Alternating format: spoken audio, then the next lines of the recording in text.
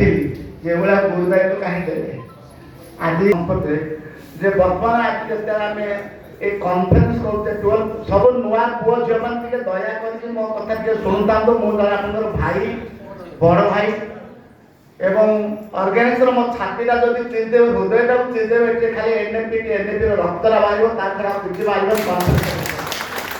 ଯଦି 10 minute 20 minute ଖାଲି ଟିକେ ଶୁଣିବ, 20 ମିନିଟ୍ ବେଶୀ ସମୟ ରେଡି ମଧ୍ୟ ନାହିଁ।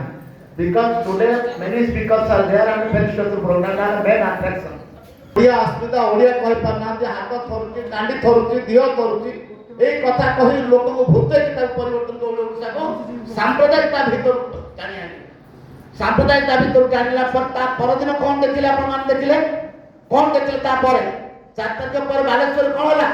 ବାଲେଶ୍ୱର ଦଙ୍ଗା ହେଲା। କ'ଣ ବାଲେଶ୍ୱର ଦଙ୍ଗା ହେଲା? ବାଲେଶ୍ୱର ଦଙ୍ଗା ହେଲା ନେଇକି ନାଲି ପାଣି ଡ୍ରେନ୍ରେ ପକେଇକି କହିଲେ ଏଇଟା ଗୋରୁ ମାଂସ କଟା ହେଇକି ତାର ରକ୍ତଟା ଭାସୁଛି, କିନ୍ତୁ ପରୀକ୍ଷାରେ ନାଲି ପାଣି ଗୁଡ଼ା ଗୋଳା ହେଇକି ପକା ହେଇଛି। ଏଇ ହଉଛି ଦଳ, ଏଇ ହଉଛି ଆରଏସଏସ ଦଳ। ଏଇ 10 ଦିନ 10 ବର୍ଷ କଥା କହୁନି, ଏଇ 10 ମାସ ଭିତରେ କଥା, ଏଇ 10 ଦିନର କଥା ମୁଁ କହୁଛି। ଏଇ 10 ଦିନ ଭିତରେ ମାଣ୍ଡାଉର, ମଧ୍ୟପ୍ରଦେଶ ମାଣ୍ଡାଉର ଗୋଟେ ଜାଗା,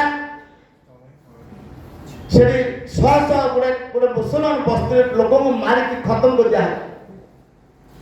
ଛତିଶଗଡ଼ରେ ହିନ୍ଦୁ ଆର୍ଟ ସେଣ୍ଟର ଗୋଟେ ଅର୍ଗାନାଇଜେସନ, ତାହେଲେ ଆପଣ ମାନେ ପୁଅ ଝିଅ ଭାଇ ଭଉଣୀ ମାନେ ଚାକିରିଟିଏ ପାଇବେ।